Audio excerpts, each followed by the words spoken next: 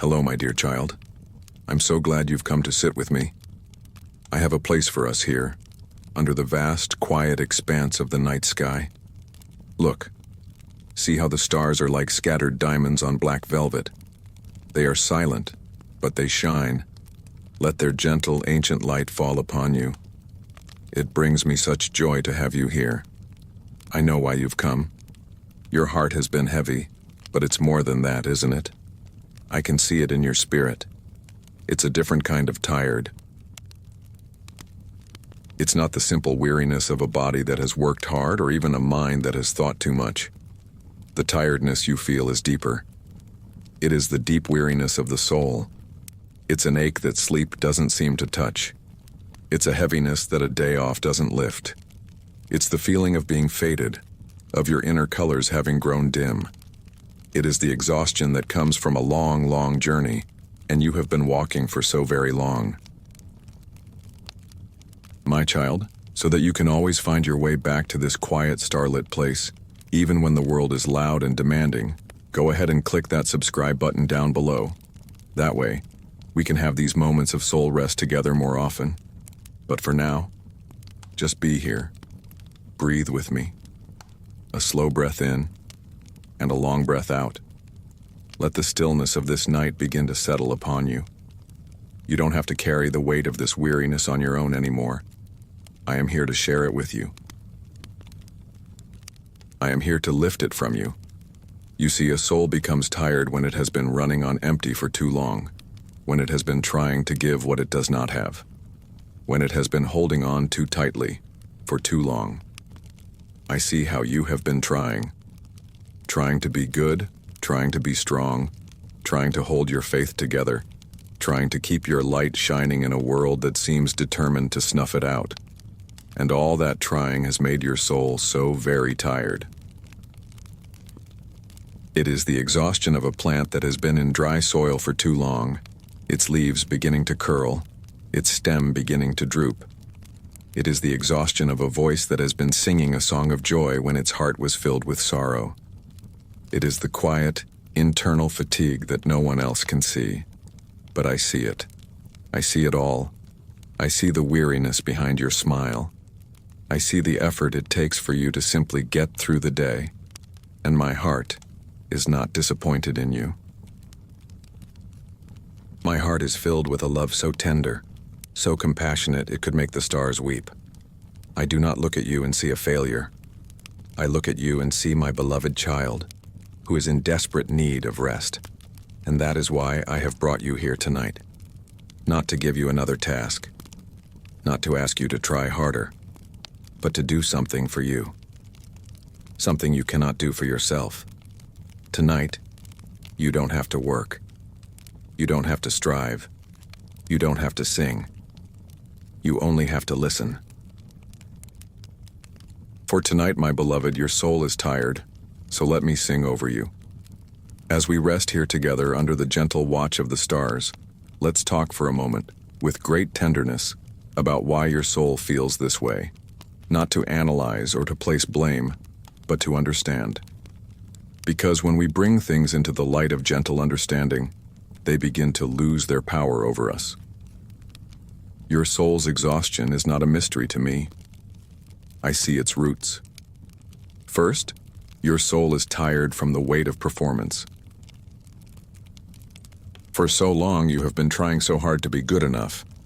You carry the heavy cloak of spiritual expectation. You believe you must feel a certain way, pray a certain way, have a certain amount of faith. You read my words and you see them not as an invitation to freedom, but as another standard you are failing to meet. You compare your inner reality with the curated, polished appearances of others, and you feel you are falling short. This constant striving, this endless effort to earn a love that is already freely yours, this spiritual performance, it is one of the most exhausting works a human can undertake, and it has made your soul so tired. Your soul is also tired from the weight of unanswered questions. Your heart is so beautiful and so deep, and it wrestles with the great heavy whys of life. Why is there so much pain? Why did that tragedy happen? Why does my prayer feel like it hits the ceiling? Why do you feel so distant sometimes, God? These are not faithless questions, my child. They are the honest cries of a soul that is grappling with the brokenness of the world. But carrying the weight of these mysteries alone, feeling that your doubt is a disappointment to me, is a heavy, isolating burden. You were never meant to solve the paradoxes of the universe on your own. And trying to has made your soul so tired. Your soul is tired from the weight of a parched spirit. You have been living in a dry and weary land where there is no water. You have been trying to find nourishment and refreshment in things that can never truly satisfy.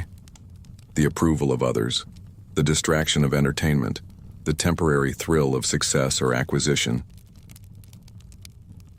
You have been drinking from broken cisterns, as the prophet Jeremiah said, and they have left your spirit thirsty, depleted, and faint. A soul that is not drinking from the living water cannot help but become weary.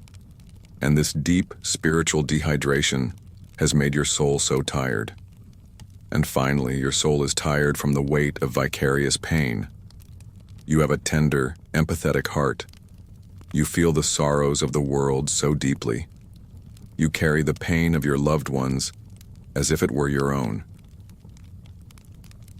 You weep for the injustices you see. You absorb the anxiety and fear that is in the very air of the world.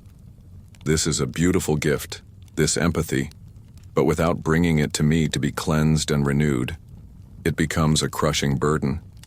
You have become a storehouse for the world's grief, and it has made your beautiful, tender soul so very tired. Do you see, my child? Your weariness is not a sign of your failure. It is a sign of the heavy loads you have been trying to carry.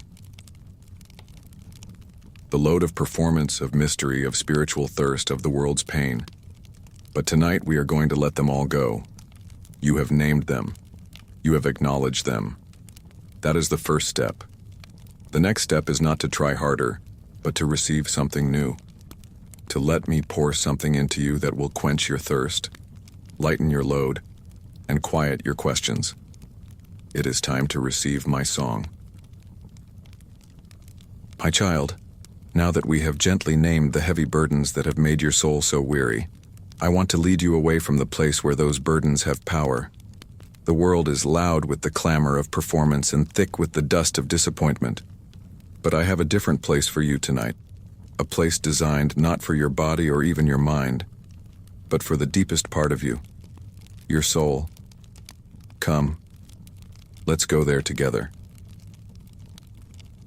I want you to imagine we are walking away from the starlit field, leaving it behind as we step through a low, ancient stone archway covered in soft green moss. The moment you step through, the air changes. It becomes warmer, softer, and filled with a scent you can't quite name, something like old books and beeswax and the faintest hint of frankincense. It is the scent of holiness, the scent of peace. We are entering a vast, circular room, a great library of the soul. But there are no books on the shelves. Instead, the high vaulted walls are lined with countless softly glowing spheres of light, each one pulsing with a gentle, silent rhythm. This is a place of quiet, but it is not an empty quiet. It is a silence that is pregnant with music yet to be sung. It is a sanctuary of sacred sound. The ceiling above is a dome of deep, midnight blue, and it is alive with constellations you have never seen before. They shift and swirl slowly like a celestial ballet, their light soft and kind. In the very center of this room, there is a single, large, comfortable chair. It is made of dark, polished wood and upholstered in a fabric that looks like deep blue velvet. It looks ancient, and yet it looks perfectly new. This chair is for you. It has been waiting for you. Come and let yourself sink into its embrace. It is more comfortable than you could have imagined. It supports you in all the right places, and as you settle into it, you feel a profound sense of letting go, as if the chair itself is capable of holding not just your body, but the very weight of your soul's exhaustion. Now, as you sit here in the center of this sacred space, I want you to close the eyes of your heart and simply listen. not with your ears, but with your spirit. At first, you may hear nothing but the echo of your own weary thoughts. That's all right. Let them be. But then begin to tune your attention to something deeper, a low, resonant hum, a sound so deep and so pervasive that you don't just hear it, you feel it. It is a vibration in the very air, in the floor, in the chair that holds you. It is the foundational note of the universe. It is the sound of my own being, the constant, steady hum of my presence that underpins all of creation. It is the AUM from which all other sounds are born. Let this sound be a cleansing bath for your soul. Feel its gentle vibrations loosening the knots of tension within your spirit. The knot of trying too hard. The knot of being disappointed. The knot of feeling alone. The vibration is like a gentle, loving hand, massaging these tense places until they begin to soften, to release their grip. This sanctuary is a place outside of time. Here, there are no clocks, there are no deadlines. There is no pressure to become anything other than what you are in this moment. The only purpose of this space is rest and restoration. It is a charging station for the depleted soul. Look around again at the glowing spheres on the walls. Each one is a prayer, a hope, a dream, a silent song from one of my children. This room holds the collective hopes and sorrows of all who have ever sought me. You are not alone in your soul's weariness. You are part of a great cosmic chorus of souls who have come to this very place to be renewed. Feel the sense of gentle fellowship, of shared experience. Their silent light is a testimony that it is safe to be tired here. It is safe to be empty here. Because this is the place where we are filled. Breathe in the atmosphere of this room. It is thick with peace. It is warm with love. It is vibrant with a quiet, holy power. This is the green pasture for your soul. This is the still water for your spirit. You have been running for so long. You have been striving for so long. But here, in the sanctuary of sacred sound, your only job is to be still, to be held, and to prepare your heart to listen. For it is in this deep, resonant silence that my song for you will soon be born. Rest now. Let the deep hum of my presence realign your spirit. Let the silence heal you. My beloved, as you rest here, held by the deep silence of this sacred sanctuary, I want to address the heaviest burden your soul has been carrying. It is the burden that has drained more of your spiritual energy than anything else. It is the exhaustion of performance. From the moment you first learned about me, you have been trying in some way to impress me. You have been trying to earn my love, to prove your worthiness to be a good Christian. You have been on a spiritual stage, where the spotlight you imagine is shining down from heaven, and you have been performing for an audience of one, and you are so tired. The show has been running for years, and you have forgotten how to simply be. You perform by trying to feel the right emotions. You think you should always feel joyful, always feel peaceful, always feel full of faith. And when you feel sad or anxious or full of doubt, you see it as a failure in your performance. So you put on an emotional mask, even in your prayers. You sing songs of praise with your lips while your heart is breaking. And the disconnect, the inauthenticity, is draining your soul. You perform by trying to do all the right things. You read your Bible, you pray, you serve, you give. These are beautiful things born of love. But when they are done out of a desperate need to earn your keep, to prove you are worthy of my attention, they become heavy, joyless tasks. They are no longer acts of worship, but scenes in a play. And you collapse at the end of the day, not from the joyful exertion of loving service, but from the exhausting anxiety of a performer who is terrified of forgetting their lines. You perform by hiding the parts of yourself you believe are unacceptable to me. Your secret sins, your recurring doubts, your petty jealousies, your deep-seated fears. You tuck them away into the dark corners of your soul, and you present to me a curated, edited version of yourself. You hope I won't see the mess in the wings. But my child, holding those hidden things in the darkness takes a colossal amount of spiritual energy. It is the exhausting work of the hypocrite, not in a judgmental sense, but in the original Greek sense, an actor on a stage. Tonight I am walking onto the stage with you, and I am speaking these words with infinite tenderness. The show is over. I am not the audience you have been performing for. I am the director who has been sitting beside you all along, my heart aching as I watch you exhaust yourself under the hot lights. I have never wanted your performance. I have only ever wanted your heart, your real, authentic, messy, beautiful heart. So right now, let's bring the performance to an end. I give you permission to be completely, utterly real with me. If your heart is breaking, you don't have to sing a song of praise. You can just weep. Your tears are a more honest, more beautiful prayer to me than any forced hallelujah. If you are filled with doubt and confusion, you don't have to pretend you have unshakable faith. You can say, Jesus, I don't understand. I am lost. Help me. Your honest doubt is more precious to me than a faith you do not actually feel. If you are tired, you do not have to pretend you have boundless energy to serve me. You can simply say, Lord, I am so tired. I have nothing left to give. Your honest weariness is an invitation for my strength to become perfect in you. And those things you have hidden in the dark? Let's gently open the doors to those rooms. Let my soft, golden light spill in.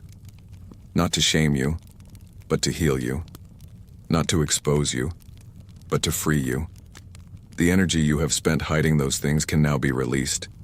The burden of your own secrets is lifted. I see it all, my child. I have always seen it all. And it has never for one moment changed my infinite unconditional love for you. Feel the relief of this, the profound rest of authenticity. The curtain is down, the mask is off, the stage is empty. It is just you and me, sitting in the quiet dark of the theater. And you are not a performer anymore. You are just my child. And I am your father. You were never meant to be the star of the show. You were meant to be the beloved child resting in the arms of the director. And now that the performance is over, now that you are no longer striving and pretending, your soul can finally be still. It can be quiet, and it can be ready to receive. It can be ready to listen to the song that I have been waiting to sing to you all along. My dear child, now that the exhausting performance is over, a new kind of silence can begin to settle in. It's not the hollow silence of loneliness, nor is it the tense silence of a performer waiting for their cue. It is a gentle, peaceful, and receptive silence. And it is into this beautiful quiet that I wish to speak one of the most tender promises from my heart to yours.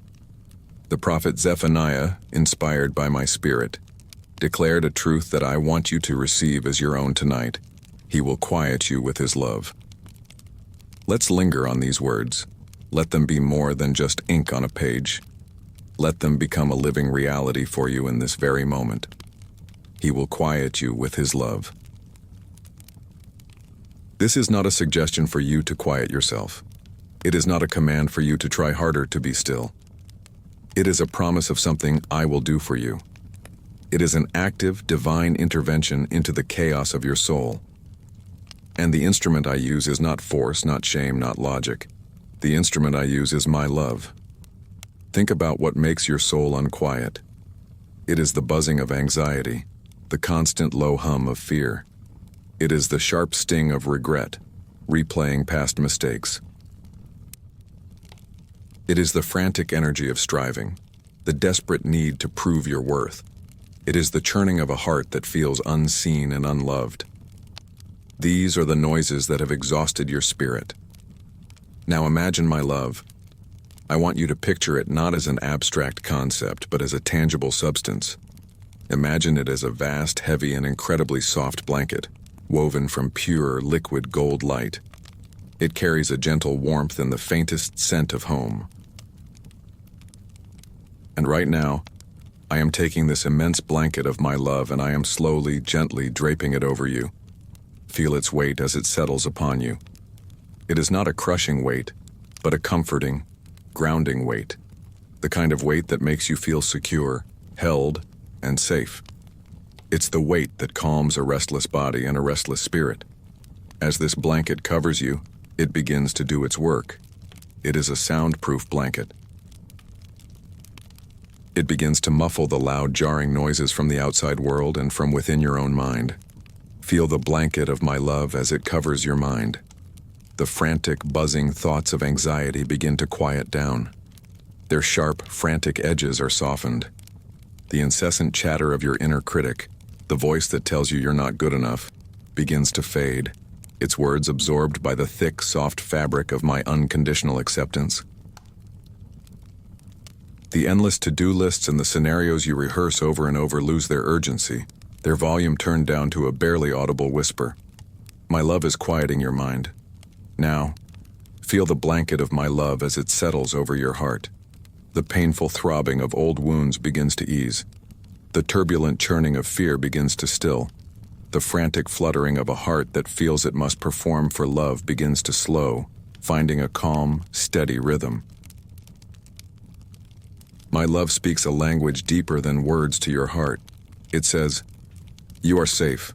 You are cherished. You do not have to be afraid. You do not have to earn your place here. You are home." My love is quieting your heart. This is not a battle. You do not have to fight your unquiet thoughts. You simply have to allow yourself to be covered, to receive the gift, to rest beneath the weight and warmth of my love and let it do its work. It is like a mother hushing a crying child. She doesn't scold the child for crying. She simply draws the child close, holds them tight, and her loving, calming presence does the work. Her quiet, steady heartbeat, her gentle scent, her warm embrace. These are the things that bring the quiet. This is what I am doing for you now. I am drawing you close. I am holding you. And my love itself is the force that is silencing the storm within you. It is creating a holy stillness, a sacred space where the noise cannot penetrate. It is in this beautiful, profound quiet, the quiet created by my love, that you can begin to hear something new, something that has been there all along but was drowned out by the noise. It is in this holy hush that you can begin to hear the first notes of my song. So rest now, my child. Be still. Let go of the struggle. Allow yourself to be quieted, not by your own effort, but by the overwhelming, gentle, and undeniable power of my love for you. My beloved, as you rest here, wrapped in the profound quiet created by my love, your soul is finally ready. It is receptive. It is still. It is ready to hear the deepest promise, the most intimate act of my heart toward you. The same prophet who promised I would quiet you with my love finished the thought with this staggering revelation. He will exult over you with loud singing. Let the wonder of that sink into your spirit. The God of the universe, the creator of all things, the uncreated being from whom all life flows, does not just love you. He does not just tolerate you or even just accept you. He sings over you, and not a quiet, mumbled tune. He exults over you. The original Hebrew word here, rinna, means a ringing cry of joy, a shout of triumph. It is a loud, passionate, celebratory song. And you, my child, are its subject. For so long, you have thought of me as a silent, stern judge, or a distant, busy king. But this verse paints a different picture, a truer picture. It paints the picture of a joyful, exuberant, and deeply personal God whose heart is so filled with love for you that it erupts into song. I want you to try and imagine this now. Here in our sanctuary of sacred sound, with the deep hum of my presence all around you, a new sound begins to emerge. It is my voice. But it is not the voice of command or the voice of instruction. It is the voice of song. What does this song sound like? It is a song that is older than time itself. It is the melody that was in my heart when I first thought of you, before the foundation of the world. It is the tune I hummed when I knit you together in your mother's womb, choosing the color of your eyes and the unique sound of your laugh. Your very existence is a note in this eternal song. The song I sing over you is a song of delight. It is the song a master artist sings when he beholds his finished masterpiece, marveling at its beauty. You, with all your quirks, your passions, your unique way of seeing the world, you are my masterpiece.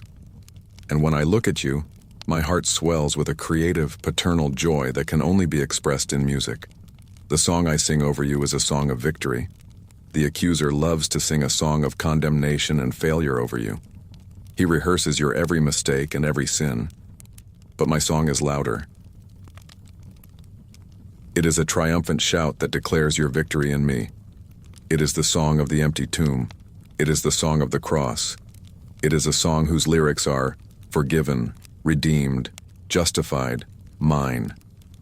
It is a song that silences every accusation and puts every enemy to flight. The song I sing over you is a song of deep, personal, romantic love. It is the song of the bridegroom for his bride. It is filled with longing, with passion, with an adoration that is fierce and tender all at once. It is a song that says, "You are beautiful, my darling, beautiful, there is no flaw in you." It is a love song so profound that it makes the love songs of the world sound like pale, thin echoes. You do not have to do anything to hear this song. You do not have to strain your ears. It is not heard with the ears of your body, but with the ears of your soul. It is a knowing. It is a feeling. It is the sense of profound well-being that is beginning to wash over you now. It is the warmth that is spreading through your chest. It is the unshakable sense of your own belovedness. This song is my gift to your tired soul. It is the ultimate lullaby. It has the power to restore what is broken, to soothe what is hurting, and to bring life to what has felt dead. Your only job is to receive it, to lie still and let the melody wash over you, through you, and around you. Let my voice, lifted in a song of triumphant joy and intimate love for you, be the last sound you are aware of as you drift into sleep. Let it be the soundtrack to your dreams.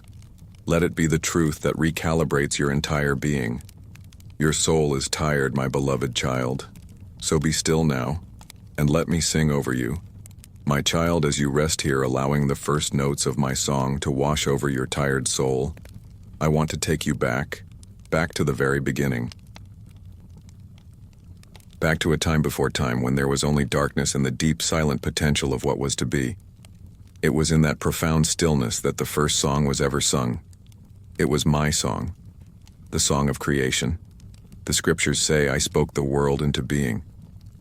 Let there be light, I said, and there was light.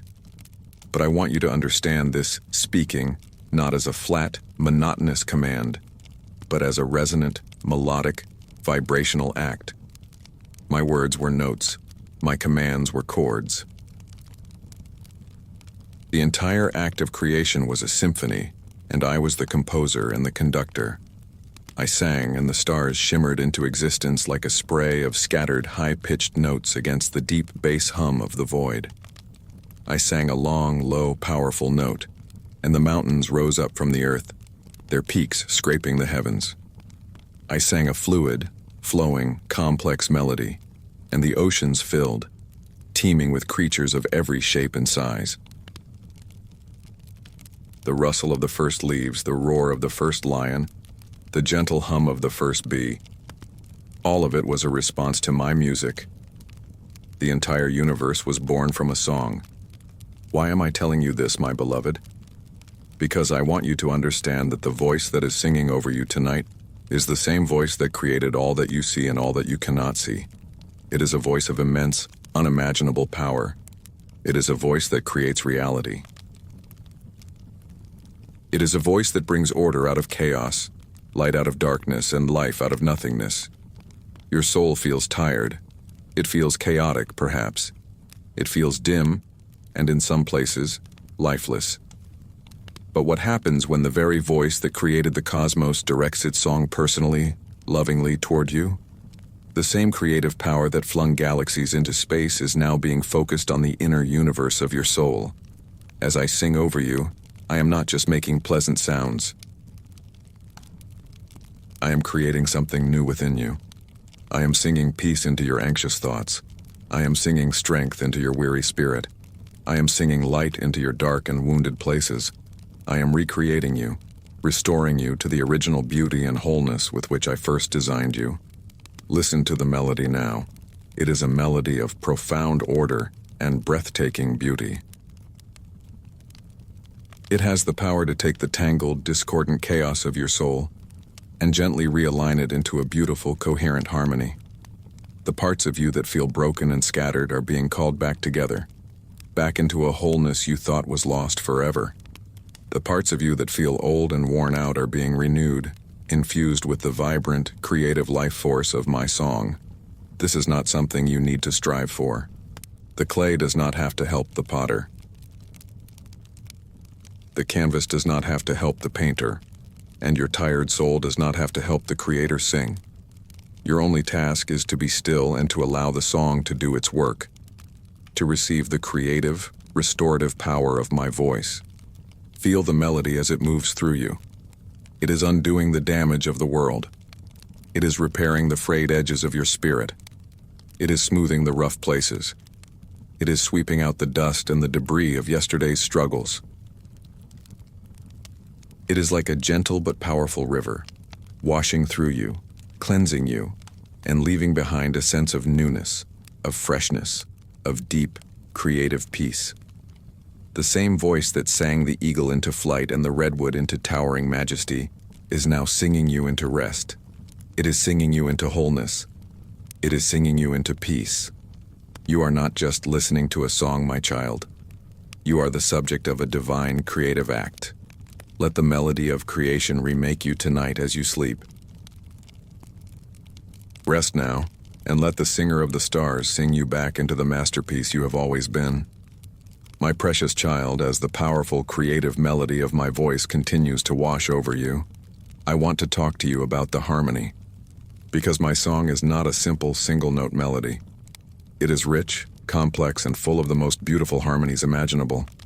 And the most beautiful harmony in all of creation is the harmony of grace. Perhaps you have been afraid to let me sing over you. Perhaps deep down you have been worried about the song I would sing. You fear it might be a song of your failures, a recounting of all the times you have fallen short. You hear a critical voice in your own head, cataloging your mistakes, and you assume that my voice will sound the same. You imagine my song as a sad minor key tune, a lament for the disappointment you believe you are to me. Oh, my beloved, that is the furthest thing from the truth. That is the song the accuser tries to sing, a song of condemnation designed to keep your soul tired and ashamed. But my song, the song I am singing over you tonight, is different. It is the song of grace. What is grace? Grace is my unmerited, unearned, and unconditional favor toward you. It is the love I give you not because you are good, but because I am good. And this grace is the harmony that changes everything. I want you to picture your life as a melody line. It has beautiful soaring notes of joy, of love, of success, but it also has other notes. It has the sharp dissonant notes of your mistakes. It has the flat, dull notes of your apathy. It has the jarring, chaotic notes of your pain and your sin. And you look at this melody line and you cringe at the parts that sound so wrong, so out of tune. You try to hide them. You believe they have ruined the entire composition. But now, see me, your composer. I am not here to erase those notes. I am here to do something far more miraculous. I am coming alongside your melody line and I am adding my own. I am adding the harmony of grace. And listen to what happens. That sharp, dissonant note of a past mistake, the one that makes you shudder. When I place the deep, resonant chord of my forgiveness underneath it, suddenly, it is no longer dissonant. It becomes part of a complex, beautiful, and heart-wrenchingly beautiful progression. It becomes a moment of tension that resolves into something stunning. It is redeemed. The harmony of grace has transformed its meaning. That flat, dull note of your weariness, the one that feels so lifeless. When I add the warm, sustained harmony of my strength, it is no longer a sign of failure. It becomes a rest note, a moment of quiet anticipation before a new, more beautiful phrase begins. It is given purpose. The harmony of grace has given it a new role.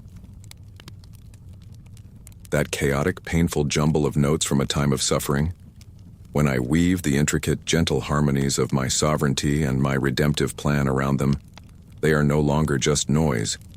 They become a powerful, dramatic movement in the symphony of your life, a passage that will ultimately bring me the most glory and you the most profound beauty. It is made meaningful. The harmony of grace has turned it into art. This is what I am doing as I sing over you tonight. I am not ignoring the broken notes of your life. I am redeeming them. I am harmonizing with them. My grace does not erase your story. It transforms your story. It takes all the parts of you that you are most ashamed of, the parts you believe disqualify you from my love, and it declares, these too I will use. These too I will make beautiful. These too will become part of the song of who you are. So release the shame. Release the fear of my judgment. The song I sing over you is not a song of your performance, it is a song about my grace. And in this song there are no wrong notes. There are only notes that are waiting for my harmony to come and make them beautiful. Listen now. Can you hear it? It is the sound of your own life, your own story, being made whole, being made beautiful by the loving, masterful harmony of your Redeemer. Rest in that sound. There is nothing to fear. You are safe in the arms of a composer who can make all things, even your broken notes, sing together for good. My precious child, as you rest here, enveloped in the beautiful, redemptive harmonies of my grace, I want you to lean in even closer. I want you to begin to make out the words of the song I am singing over you. For this is not just a wordless, abstract melody. It is a song with lyrics, and the lyrics are all about you. The central lyric, the one that repeats like a beautiful, unending chorus, is your true name. The world has given you many names, hasn't it? It has labeled you with your job title, your family role, your successes, and your failures. Sometimes these names are positive, like successful, strong, or capable. Other times they are painful, like disappointment, inadequate, or forgotten. The accuser, too, loves to scream names at you in the dark. Fraud, sinner, unworthy, failure. And your own heart, in its weariness, has sometimes adopted these labels as your identity. You have lived under the weight of these false names for so long, and it has made your soul so very tired. But the names the world gives you are temporary tags. The names the accuser gives you are slanderous lies. The names you give yourself are born of fear and flawed perception. I am your creator. I am your redeemer. And only I have the right to name you. The names I speak over you are your truest, most eternal identity. And these are the lyrics of my song tonight. Listen. Can you hear it? The first name I sing over you is Beloved. This is your foundational name. It is who you were before you did anything right or anything wrong. Before you were successful or unsuccessful, you were simply, and are simply, beloved. It is a name that has nothing to do with your performance and everything to do with my nature. I am love, and you are the object of that love. Feel this name as it washes over you. It is not just a nice word. It is a declaration of your state of being. You exist inside my love. Let that name, beloved, sink past your mind and into the very core of your soul. It is the truth of who you are. Now listen for the next name. I am singing, mine. You may feel adrift in the world, untethered, belonging to no one. But in the spiritual reality that matters, you are spoken for. You are claimed. You belong to me. I chose you before the foundation of the world. I formed you in your mother's womb. And on a hill called Calvary, I purchased you back from the darkness with the price of my own life. You are not your own. You were bought with a price. This is not the ownership of a slave, but the precious belonging of a treasured possession. You are my treasure, the pearl of great price for which I sold everything to acquire. There is an immense security in this name. To be mine means you are under my protection, under my provision, and within my care forever. No one can snatch you out of my hand. Listen again. I hear the lies of your past trying to rise up, the shame of your mistakes. But my song is louder, and it sings a new name over you. Forgiven. This name is written in the ruby red ink of my own blood. It is a legal declaration that cancels every debt, every sin, every failure, every word you wish you could take back. It is all washed away. The record of your wrongs has been nailed to my cross and is remembered no more. When the Father looks at you, he does not see your stain. He sees the perfect, spotless righteousness of his Son, which I have given to you as a free gift. The name sinner may describe what you have done, but forgiven is who you now are. It is a name that frees you from the exhausting burden of your own past.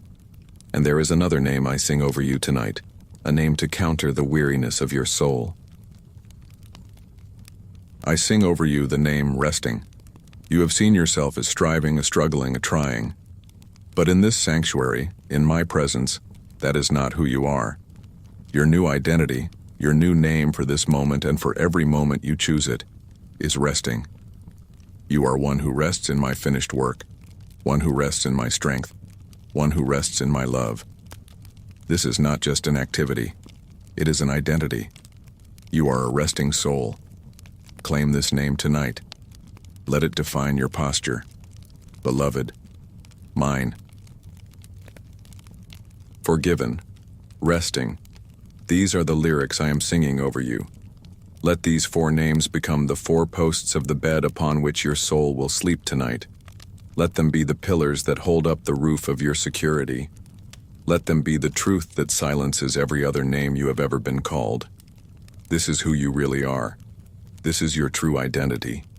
This is the song of your soul, as sung by your Savior. Listen to it, believe it, and let it finally deeply give you rest. My child, my beloved, as you rest in the truth of your new name, I know that even so, a familiar enemy may try to creep back in. It is the cold, clutching hand of anxiety. Anxiety is a particular kind of soul weariness. It is the exhaustion of a spirit that is perpetually braced for impact, constantly scanning the horizon for danger. A heart that lives in a state of anxiety can never truly rest. The song it hears is a frantic, discordant tune of what if. What if I get sick? What if I lose my job? What if something happens to my children? What if I fail? What if I am abandoned? This what if song is a terrible lullaby. It does not soothe, it agitates. It does not bring peace, it brings turmoil. And it has made your soul so tired. But I am here tonight to sing a different song over your anxious heart. If your weariness comes from a place of fear, then the song I sing is a divine lullaby, a lullaby of profound, unshakable peace. Every lullaby a mother sings to her child has a few key elements. Let's explore the lullaby I am singing to you now. First, a lullaby has a gentle, repetitive melody. It is not jarring or complex. Its power is in its soothing repetition. The melody of my lullaby for you is simple. It is the truth we have been breathing in all night. I am here. I am with you. All is well. I sing this melody over and over again. As a wave of what if rises, the melody of my presence meets it. I am here. As a tremor of fear runs through you, the melody answers, I am with you. As your mind begins to spin out into a catastrophic future, the melody gently brings you back. All is well. Let this simple, repetitive truth become the new soundtrack to your thoughts. Let it replace the frantic melody of fear. I am here. I am with you. All is well. Second, a lullaby has lyrics of reassurance. A mother sings to her child, "Don't you cry, I am right here. The dark can't hurt you." The lyrics are meant to counter the child's specific fears, and the lyrics of my lullaby counter yours. To your fear of the future, I sing the lyrics of the psalmist. Your word is a lamp to my feet and a light to my path. You don't need to see the whole journey. You only need to see the next step. And I promise I will always provide enough light for the very next step. To your fear of provision, your fear of not having enough, I sing the lyrics of the lilies and the sparrows. I sing, "Look how I clothe the fields in beauty and feed the birds of the air. Do you not see how much more you are worth to me than these? Do not be anxious about what you will eat or wear. Your Father knows what you need." To your fear of being alone and unprotected, I sing the lyrics of the Good Shepherd. Even though I walk through the valley of the shadow of death, I will fear no evil, for you are with me.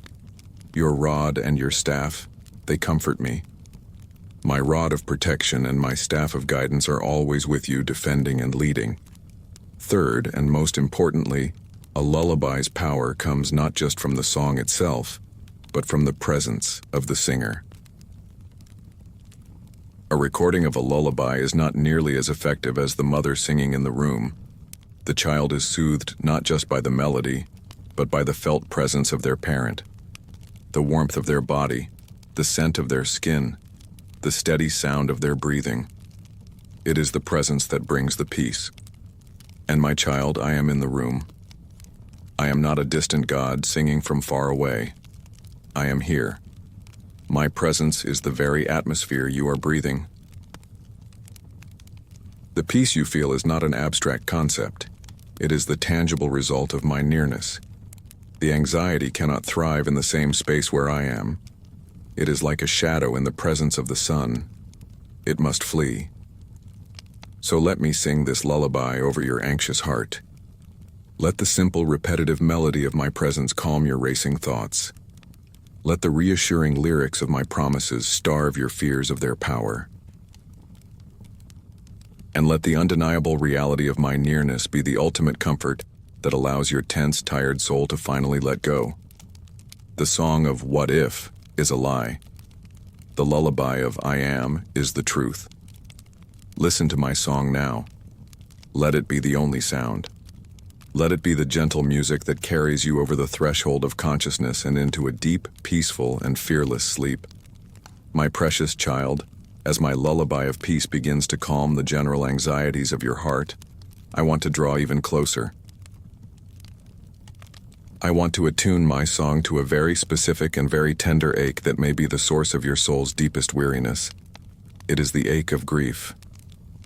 If the exhaustion you feel tonight comes from the heavy, relentless work of mourning, then the song I sing over you is not a simple lullaby.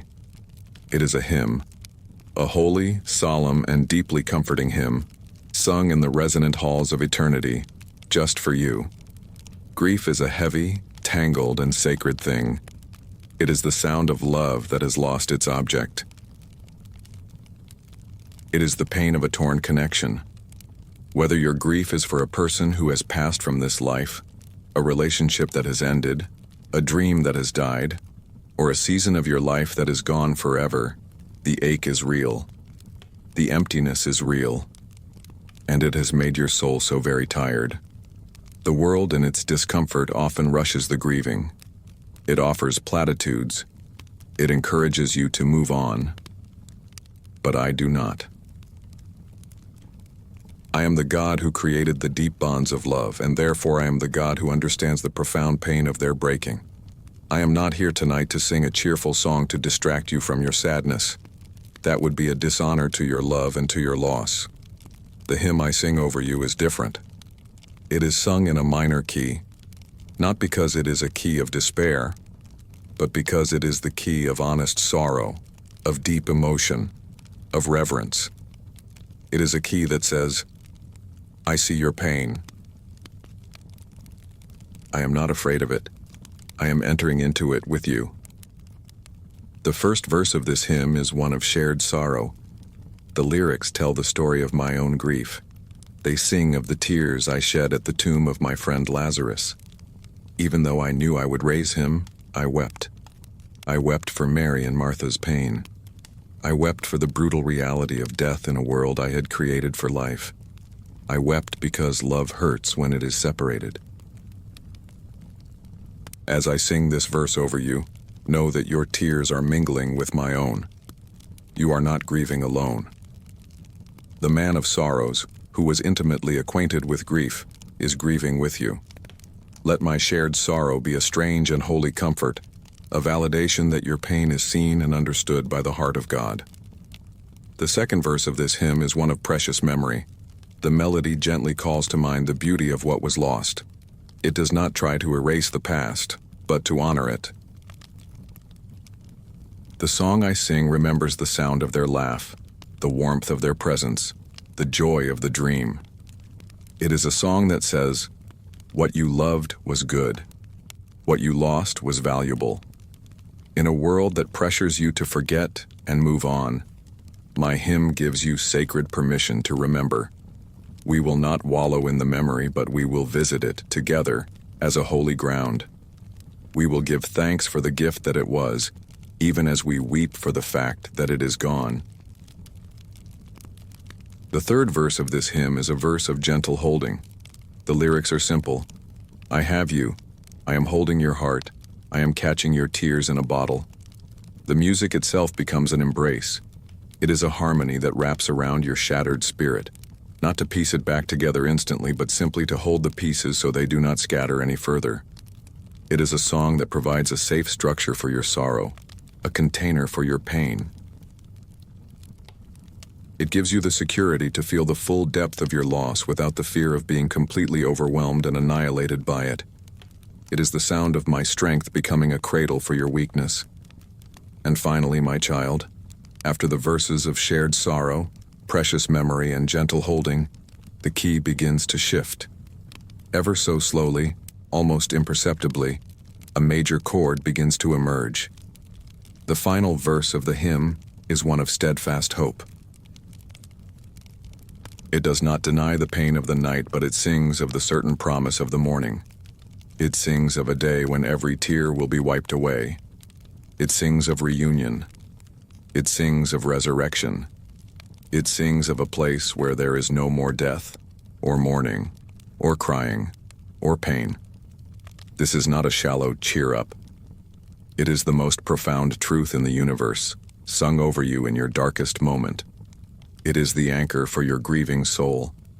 The pain is real, but it is not the end of the song. The separation is sharp, but it is not permanent for those who are in me. So let this holy hymn be the music that fills your sanctuary tonight. Let it validate your sorrow, honor your memory, hold your broken heart, and anchor you in a hope that is stronger than death itself. Your soul is tired from grieving. Let this song be the safe place where it can finally rest, held in the arms of a Savior who weeps with you and yet promises you the dawn.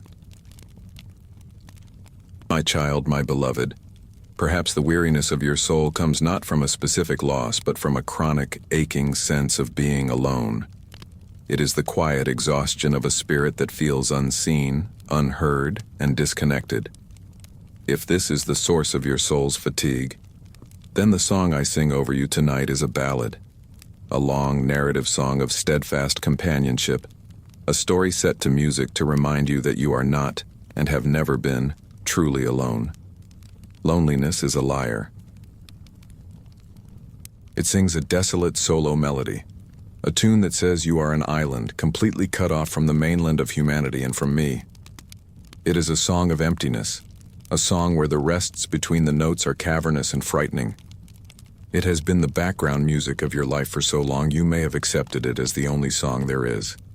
But I am here to sing a different song, a duet, where my voice joins yours and proves the lie of loneliness to be just that, a lie. The first verse of this ballad tells the story of my constant unseen presence. The lyrics speak of all the moments in your life when you felt most alone. That first day at a new school. The night you waited for a phone call that never came. The holiday you spent feeling like an outsider. The moment you received difficult news with no one to turn to. As I sing of these moments, the harmony I add is the gentle revelation of where I was. I was the feeling of peace that came out of nowhere. I was the stranger who showed you a moment of unexpected kindness. I was the strength you found that you didn't know you had. I was the quiet whisper in your heart that said, "You can get through this." This verse is a gentle reframing of your own history, showing you that even in your most isolated chapters, we were co-writing the story all along. The second verse of this ballad is about the nature of my unique friendship. The lyrics describe a friend who is unlike any other. A friend who needs no explanation, for he already knows your heart better than you do. A friend who is never too busy, who is available at any hour of the day or night. A friend who can handle your rawest emotions, your darkest thoughts, and your most confusing questions without flinching or turning away. A friend whose loyalty is not dependent on your mood or your performance. As I sing this verse, I am defining our relationship. I am inviting you out of the formal, distant posture of a subject to a king, and into the warm, intimate circle of true friendship. I am calling you friend. Let that word, sung in my voice, begin to fill the empty spaces in your soul. The third verse of this ballad is a powerful and triumphant one. It is the story of my ultimate act of companionship. The lyrics tell of a God who so hated the idea of being separated from his children that he was willing to leave the perfection of heaven, wrap himself in frail human flesh, and become Emmanuel, God with us. This verse sings of my birth in a humble manger, of my life walking the dusty roads of this earth, of my eating and laughing and weeping alongside people just like you. It is the story of a God who refused to love from a distance. I chose to enter into the mess of human existence to experience loneliness, betrayal, and pain, all so I could look you in the eye and say, I know, I understand. My incarnation is the ultimate proof that I will stop at nothing to be with you. And the final verse of this ballad is a promise for this very moment and for all the moments to come. The lyrics are my own words. I will never leave you, nor forsake you. And I am with you always, even to the end of the age. This is not a hopeful wish, it is a covenant promise. It is the most reliable truth in the universe. The melody of this final verse is strong, steady, and unending. It is a promise that my presence is not a fleeting visit. It is a permanent residence. I have taken up residence in your heart through my spirit. You cannot escape me. You cannot wander so far that I am not with you. So let this ballad, this story of our friendship, be the song that quiets your lonely soul tonight. Let it rewrite your history, redefine your present, and secure your future. The solo you have been hearing is a phantom. The reality is a duet. Your life has a constant, loving harmony, a voice that is always singing alongside yours. Listen for it now. It's the sound of my presence, the sound of a friend who never leaves. Rest in this companionship. Sleep in this duet. You are not alone. My precious child, as you lie here, enveloped in the rich harmonies of my song of companionship, I want to draw your attention to something even more fundamental. Beneath the melody and the harmony and the lyrics, every song has a rhythm, a pulse, a steady foundational beat that holds everything together. The song I am singing over you has a rhythm too. It is the sure and steady rhythm of my own heartbeat. Your soul is tired because it has been trying to dance to the chaotic and frantic rhythms of the world. The rhythm of the world is one of hurry, of anxiety, of not enough. It is a frantic, jagged, and exhausting beat. It makes your own heart race, your breathing become shallow, and your spirit feel constantly on edge. You have been living your life to the beat of a drummer who is filled with fear, and it has worn you out completely. But tonight, we are changing the rhythm. I want you to place a hand over your own heart. Feel its beat. Perhaps it is still a little fast, a little unsteady. That's okay. Now, in the quiet of our sanctuary, I want you to imagine you can lean your head against my chest, just as my disciple John did at the Last Supper, resting his head on my shoulder, finding comfort in my closeness. I invite you to do the same in your spirit. As you rest your head against me, I want you to tune out every other sound. Tune out the worries of your mind. Tune out the distant noises of your house, and I want you to listen. Listen for a sound that is deeper than sound, a feeling that is deeper than feeling. It is the steady, slow, and powerful beat of my heart. Thump, thump, thump, thump, thump, thump. This is not the frantic, anxious beat of a human heart that is afraid. This is the heartbeat of eternity. It is the rhythm of the God who is never in a hurry, for he holds all of time in his hands. It is the rhythm of the God who is never anxious, for he knows the end from the beginning. It is the rhythm of the God who is never weak, for all power in heaven and on earth belongs to him. It is the rhythm of perfect peace, perfect strength, and perfect unwavering love. This rhythm is the baseline of the universe. It is the pulse that keeps the planets in their orbits. It is the tempo that marks the changing of the seasons. It is the most reliable, most constant, most powerful rhythm in all of existence. And I am inviting you to synchronize your tired soul to this rhythm tonight. As you continue to listen to my heartbeat, you will notice a miracle begin to happen. Your own heart, without any effort from you, will begin to match its pace. The frantic beat begins to slow down. The unsteady flutter begins to grow calm and regular. Your heart is finding its true resting tempo. This is a physiological and spiritual principle called entrainment, where one rhythm naturally aligns with a more powerful, dominant rhythm. My heartbeat is the most powerful rhythm there is, and your heart was designed to beat in time with mine. Thump, thump, thump, thump. Feel this new, slower, more peaceful rhythm begin to spread throughout your entire body. Your breathing naturally deepens to match it. The tension in your muscles naturally releases to align with it.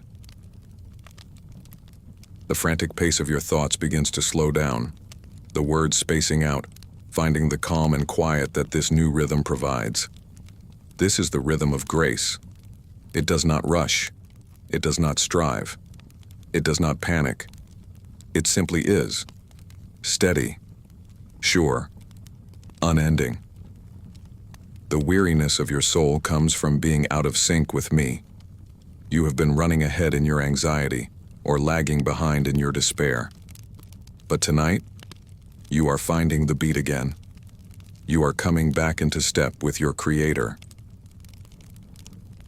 You are remembering the foundational rhythm of your own being. So let this be your focus now. Let go of the lyrics. Let go of the melody. Just focus on the beat. The steady, comforting, powerful rhythm of my heart. Let it be the only thing you feel, the only thing you hear. Let it be the gentle, rhythmic pulse that rocks your tired soul to sleep. Your heart is safe here, resting against mine, beating in perfect time. Rest in this rhythm. Rest in me. My child, as you rest in the steady, life-giving rhythm of my heartbeat, you are becoming more and more sensitive to the true music of heaven. But we must be honest. Even as my song begins to fill you, other sounds, other voices will try to break through. They are persistent, these voices of the darkness. They are practiced liars, and they hate to see a soul find its rest in me. There is the voice of shame. It is a hissing, venomous whisper that tries to sneak in under the door of our sanctuary. It has a different song it wants to sing to you. It is a song that lists your every failure, your every weakness, your every secret sin. Its lyrics are words like unworthy, dirty, fraud, disappointment. It is a dissonant, ugly tune, designed to make you pull away from me, to convince you that you must hide from my love. It wants you to believe that my song of grace could not possibly be for you. Then there is the voice of fear. Its song is not a whisper. It is a frantic, high-pitched shrieking. It sings of all the terrible possibilities of tomorrow. It is the song of what if. Its lyrics are a catalog of potential disasters, sickness, loss, failure, pain, abandonment. It is a chaotic, arrhythmic, and jarring song designed to steal your peace and send your heart back into a state of frantic, anxious alarm. It wants you to believe that the rhythm of my heartbeat is naive and that its frantic panic is the only realistic response to the world. And there is the voice of despair. This voice sings a slow, heavy, droning dirge. Its song is one of hopelessness. Its lyrics are filled with words like never, always, and impossible. It sings that your situation will never change, that you will always feel this way, that true joy is impossible for you. It is a monotonous, soul-crushing song designed to extinguish the last embers of your hope and to convince you that the light is a lie. These three voices, shame, fear, and despair, form a terrible choir. They have been serenading you for a long time, and their music has exhausted your soul. But tonight, my beloved, we will not allow them to have the stage. You do not have to argue with them. You do not have to reason with them. You do not have to give them your attention. We are going to do something much simpler and far more powerful. We are going to turn up the volume of my song. I want you to see my song, the song I am singing over you, as a great and powerful wave of sound, a tsunami of love and grace. And the voices of shame, fear, and despair are like three people standing on the shore, shouting against the roar of the ocean. Their voices are thin. Their words are meaningless. They are about to be completely and utterly drowned out. Right now, I am turning up the volume. The song of your true name, beloved, mine, forgiven, resting, is becoming louder and louder. The creative melody that brings order from chaos is swelling in power. The rich harmonies of grace are becoming fuller and more complex.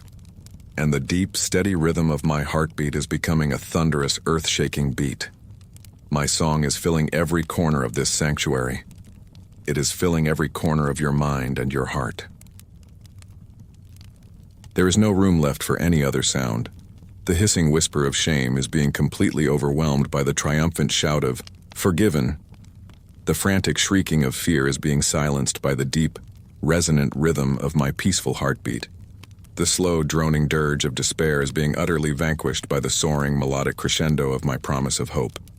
There is only one song now, only one voice, only one truth. It is my song over you. It is the only reality in this room. The other voices were ghosts. They were illusions. They had no real power. And now, in the face of the overwhelming reality of my love song for you, they have faded into absolute nothingness. The air is clear.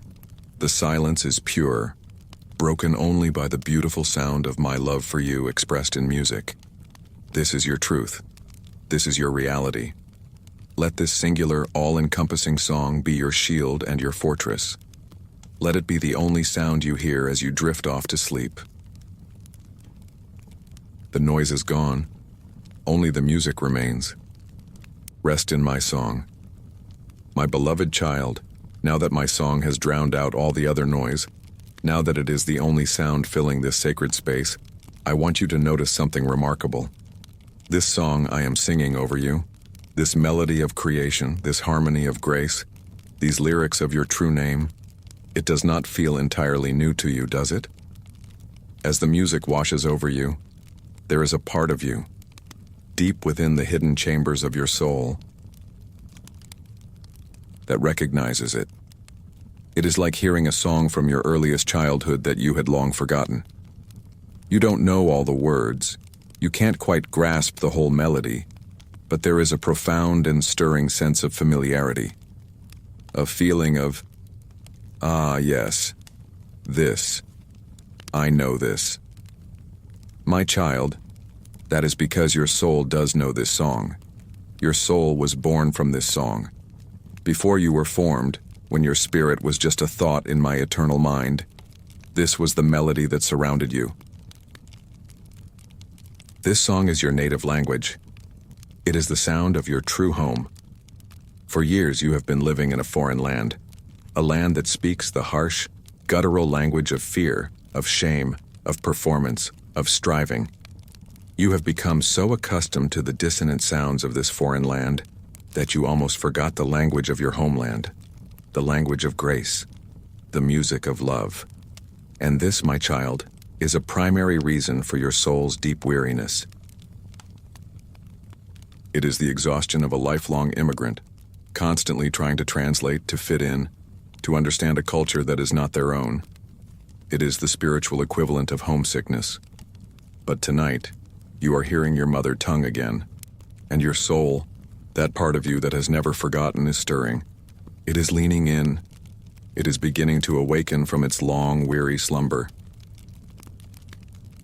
I want you to picture your soul as a finely crafted musical instrument, perhaps a beautiful old cello or a resonant harp, stored away in an attic for many years.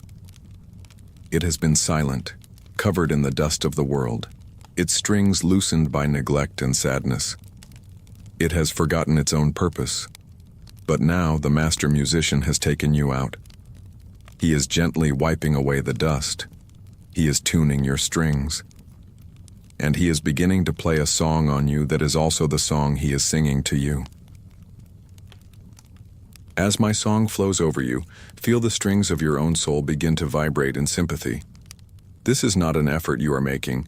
It is a natural, physical response. It is resonance. The G string on a violin will begin to vibrate on its own if a G is played on a nearby piano. In the same way, the strings of your soul, which were tuned to the key of my love, are beginning to vibrate in response to the song I am singing. Feel that gentle, inner hum. It is the feeling of coming alive. It is the feeling of your own spirit remembering its true purpose. Your purpose is not to strive and struggle. Your purpose is to be an instrument in my orchestra, to resonate with the music of my love, to vibrate with the truth of who I am and who you are. This resonance is the deepest form of rest. It is the rest of coming home, the rest of no longer having to pretend, no longer having to translate. It is the rest of being in a place where you are perfectly understood, where the music without is a perfect match for the music within.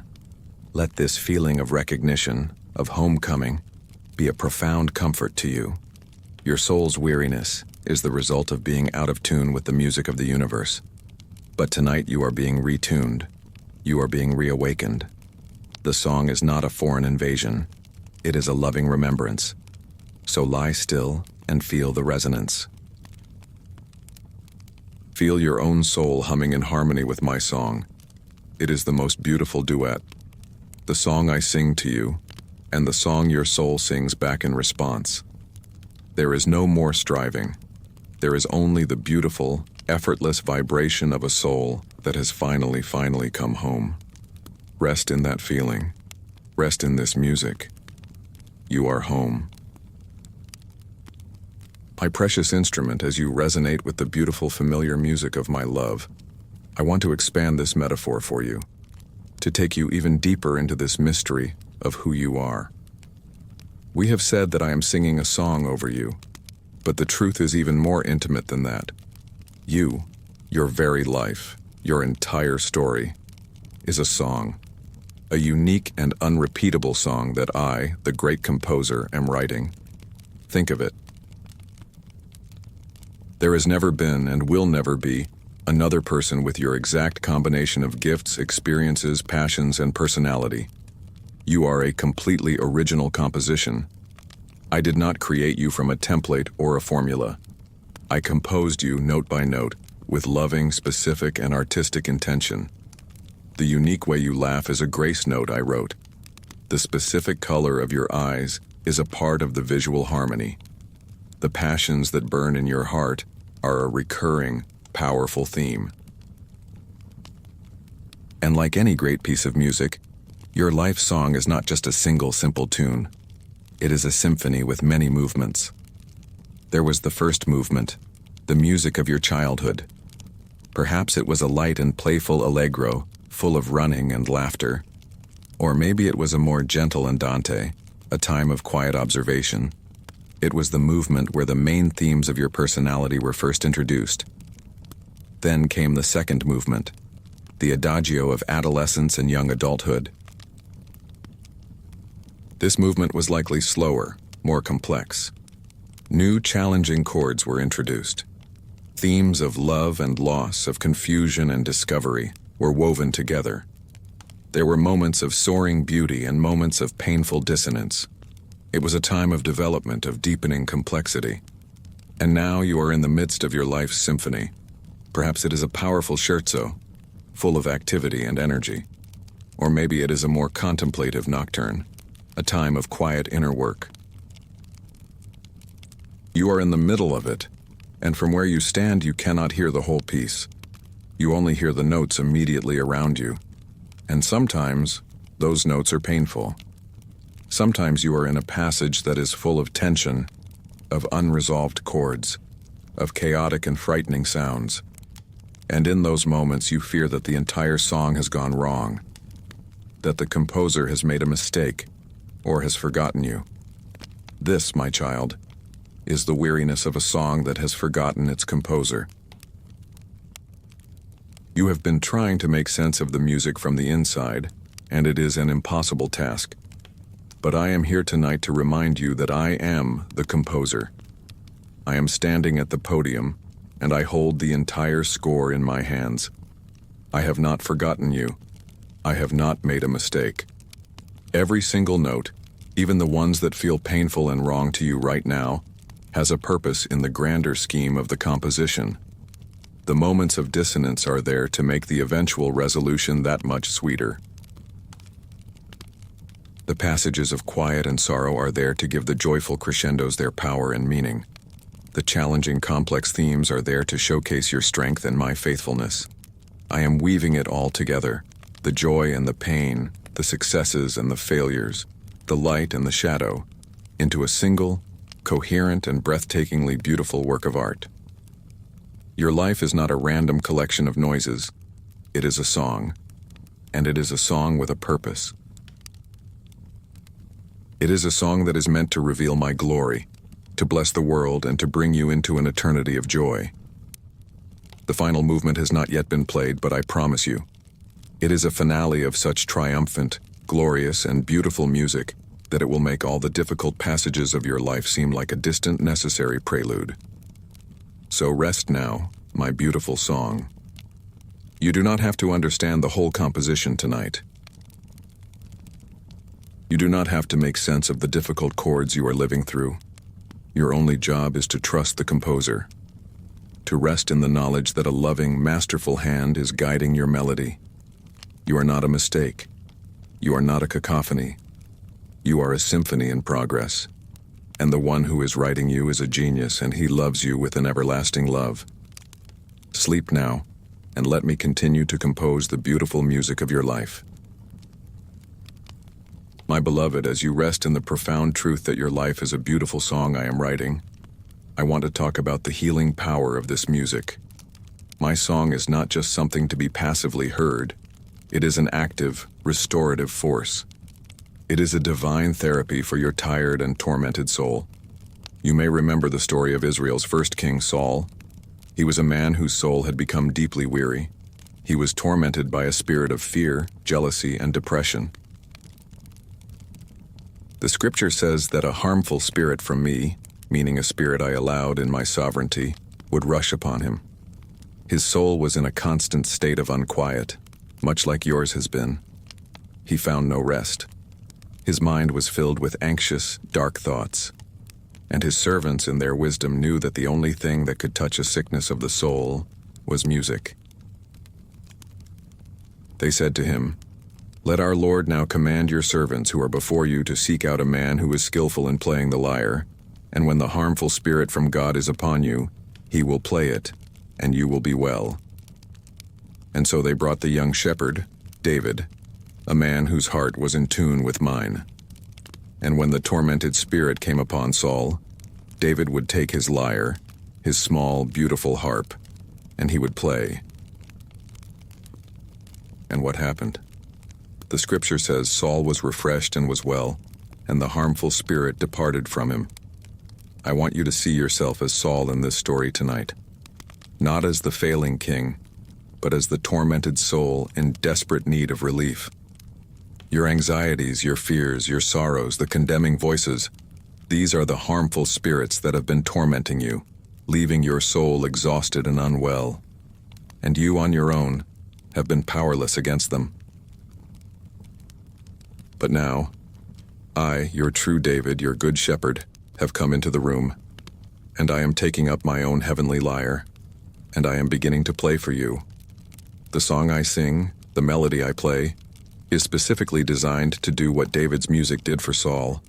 It is designed to make you well. As I play, the melody I create is one of perfect peace. Its notes are clear, calm, and perfectly ordered. And as this melody fills the sanctuary of your mind, it begins to push out the chaotic, discordant noise of your anxiety. The harmful spirit of fear cannot remain in the presence of this holy, peaceful music. It must depart. Feel it happening now. The tension in your spirit is beginning to ease. The frantic energy is subsiding. The music is washing over the tormented places, and you are being refreshed. The harmony I play is one of unconditional love and acceptance. And as these rich, warm chords resonate within you, they directly counter the harmful spirit of shame and self-condemnation. That spirit thrives on lies and accusations, but it cannot survive in an atmosphere so saturated with grace. The music is wrapping around the parts of you that feel unworthy and is declaring, "You are beloved, you are accepted." And under that gentle, loving sound, the spirit of shame shrinks and withers and must depart. You are being made well. The rhythm I play is the steady, strong, and unhurried beat of my own heart. And as this rhythm grounds your soul, it drives out the harmful spirit of hopelessness and despair. Despair tells you that you are stuck, that nothing will ever change. But the steady, forward-moving pulse of my music is a promise of movement, of purpose, of a future. It is a rhythm that says, "This is not the end. I am with you. We are going forward." And the heavy, stagnant spirit of despair cannot stand against this rhythm of relentless, gentle hope. It too must depart. This is what my song does. It is not a mere distraction. It is a divine displacement. It is an exorcism of the soul, casting out not with harsh commands, but with overwhelming, irresistible beauty. The darkness simply cannot coexist with this much light. The chaos cannot remain in the presence of this much peace.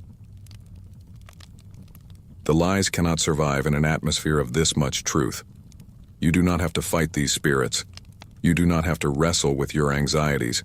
You only have to become a quiet and receptive listener. You only have to allow my music to fill you. Let it be your medicine. Let it be your therapy. Let it be the divine performance that drives away all that has tormented you. Like Saul, you are being refreshed. The weariness is lifting. You are being made well. The sickness of your soul is being healed by the sound of your Savior's song. Rest now. Let the music play. The harmful spirits are departing, and you are, at last, coming home to yourself. My precious child, as my restorative melody continues to drive out the spirits of fear and shame that have tormented you, I want to take this healing even deeper. My song is not only for the troubled mind, it is also a gentle, healing balm for the wounded heart. Your soul is tired not just from its anxieties, but from its injuries. Over the course of your life, you have sustained wounds. Wounds of betrayal, of rejection, of loss, of harsh words. And these wounds, even the very old ones, can ache with a pain that makes true rest impossible. I want you to think of your heart now as a physical landscape. And on this landscape, there are wounded places. Perhaps there is a jagged, raw chasm left by a great loss. Perhaps there are small, festering cuts from 1,000 tiny slights and criticisms. Perhaps there is a deep, tender bruise from a betrayal that took your breath away. You have tried to protect these places. You have built walls around them. You have avoided touching them, but they are still there, tender and inflamed, draining the life and energy from your soul. Tonight, I am not going to ignore these wounds, and I am not going to touch them with a rough or careless hand. The music I am playing over you now is a specific kind of music.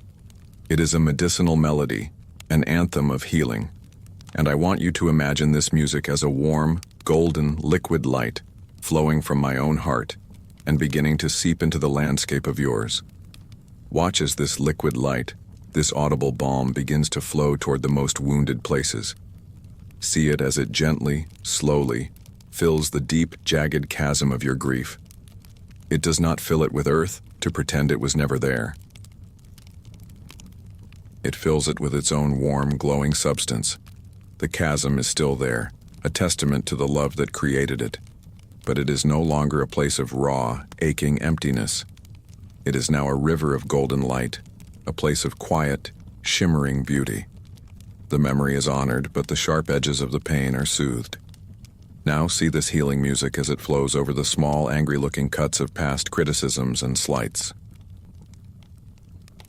These are the wounds left by the words of others. Words that told you that you were not smart enough, not attractive enough, not good enough. As the gentle melody washes over them, it is cleansing them of all the poison, all the infection of the lies they contained. The music is singing a new truth over them, a truth of your belovedness, your worth, your beauty in my eyes. And as it cleanses, it heals. The cuts are closing, knitting together, leaving behind only faint silvery lines instead of raw open wounds. And now, watch as this music pools around that deep, tender bruise of betrayal. A bruise is a place of stagnant, trapped pain. But as the gentle, vibrating harmony of my song surrounds it, it begins to break up that stagnant energy. The vibrations are like a divine massage, gently stimulating the flow of grace and forgiveness. The deep, ugly purple begins to fade. The tenderness begins to recede. The music is carrying away the trapped pain, replacing it with warmth, with circulation, with new life. This is the work of my song in your wounded soul. It is my love made audible, my grace made vibrational. It goes to the places you have been too afraid to touch yourself. It brings healing without causing further pain. It is the ultimate anesthetic and the ultimate antibiotic, numbing the ache while cleansing the wound. You do not need to understand how it works. You do not need to revisit every trauma in detail. You only need to give my music permission to go where it needs to go.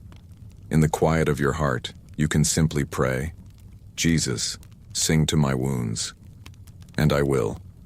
Let the healing happen. Let the balm of my melody seep into every broken place, every tender spot.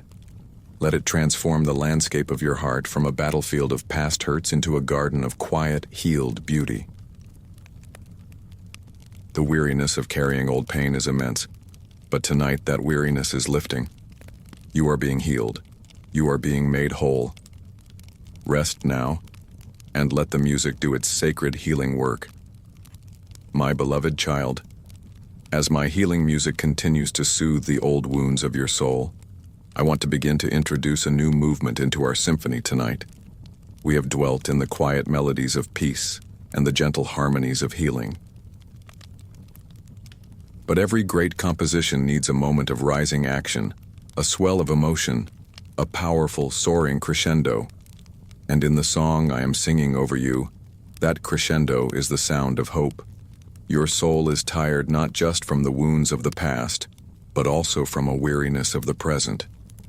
You can begin to feel that this is all there is, a cycle of struggle, of temporary relief, of quiet endurance. A part of you, the part that once dreamed and soared, has grown quiet and cautious, afraid to hope for too much for fear of yet another disappointment. This lack of hope, this resignation to the status quo, is a subtle but profound source of your soul's exhaustion. A soul without hope is like a bird with clipped wings. It forgets that it was made to fly. but I am here tonight to sing the hope back into you. My song is not a flat, monotonous tune. It has dynamics. It has movement. And right now, I want you to feel the music begin to build.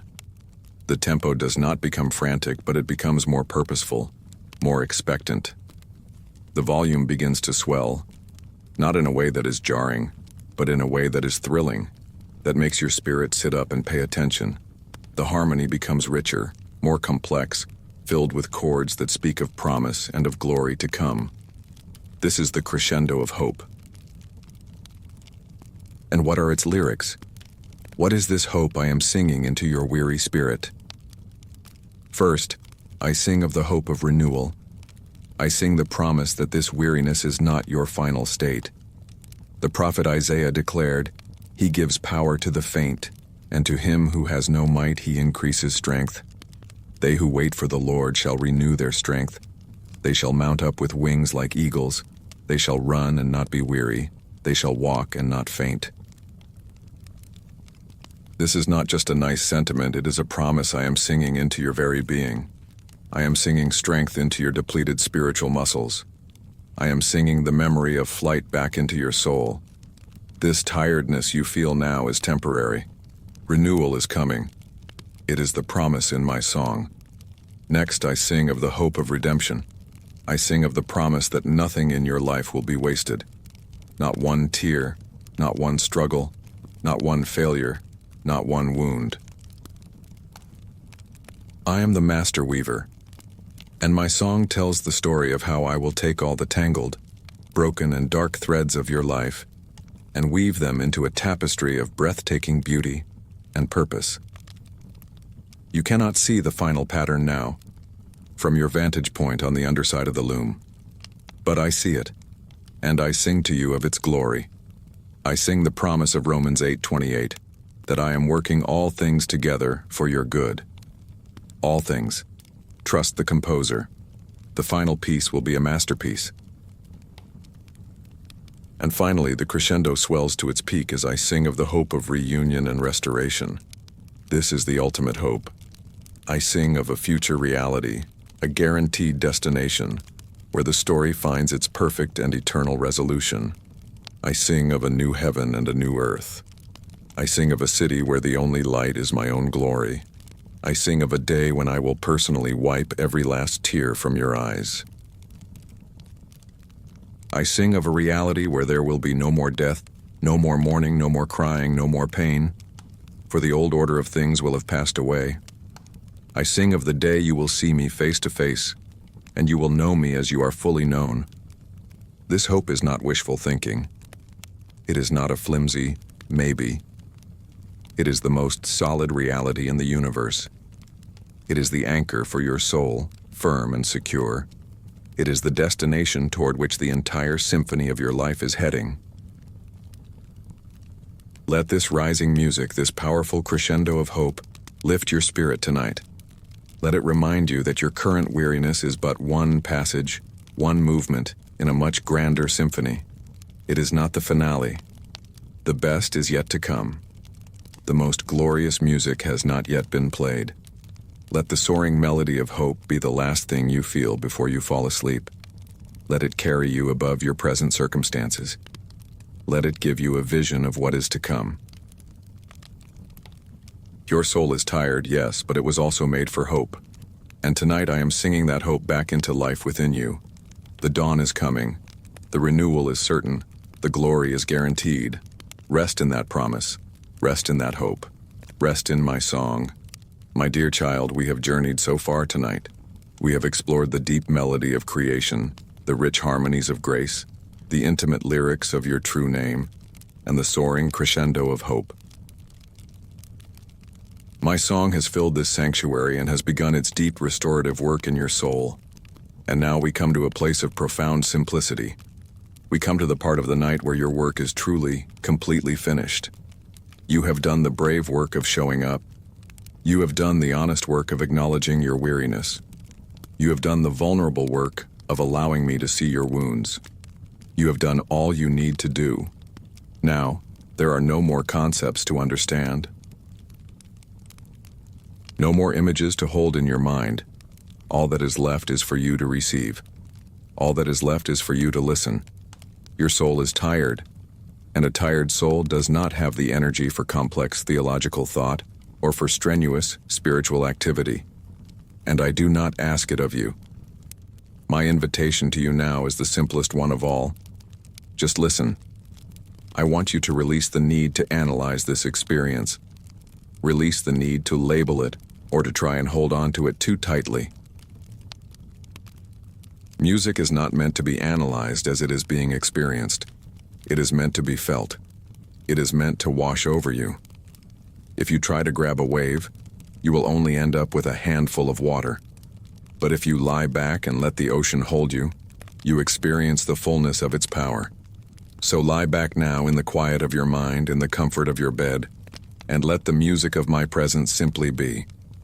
You do not need to do anything to earn it. You do not need to do anything to keep it. It is a gift, freely and continuously given.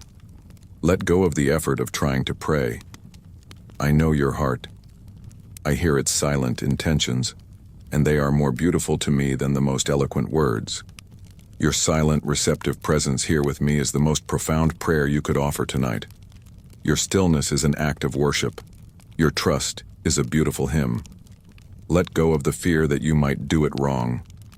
There is no wrong way to receive a gift. There is no wrong way to listen to a song of pure love. Simply be present. That is enough. More than enough. I want you to imagine yourself as a traveler in a desert, your body parched and your spirit faint. You have finally stumbled upon a cool, clear spring of living water. You do not need to understand the geology of the spring. You do not need to analyze the chemical composition of the water. You only need to do one thing: drink. You only need to cup your hands and receive the life-giving water into yourself. That is what you are doing now. You are cupping the hands of your soul, and you are drinking in the music of my love. So drink deeply. Let it quench the deep thirst of your spirit. Let it be the cool, refreshing water that brings you back to life. As you lie here, simply listening, the music will continue its work. You do not need to direct it. The music knows where the tired places are. The music knows where the wounded places are. It will flow to where it is needed most, all on its own. You can trust the song. You can trust the singer. So let your conscious mind begin to drift. Let the part of you that tries to control and understand everything finally go off duty for the night. Hand the watch over to me. There is nothing more for you to figure out. There is nothing more for you to do. No words needed. Just listen. Listen with your soul.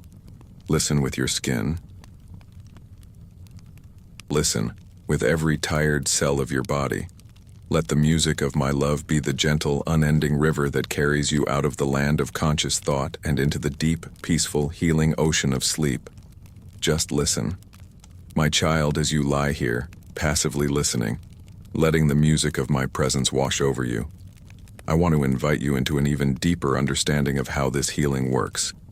I want you to think about my song not just as something you hear, but as something you feel.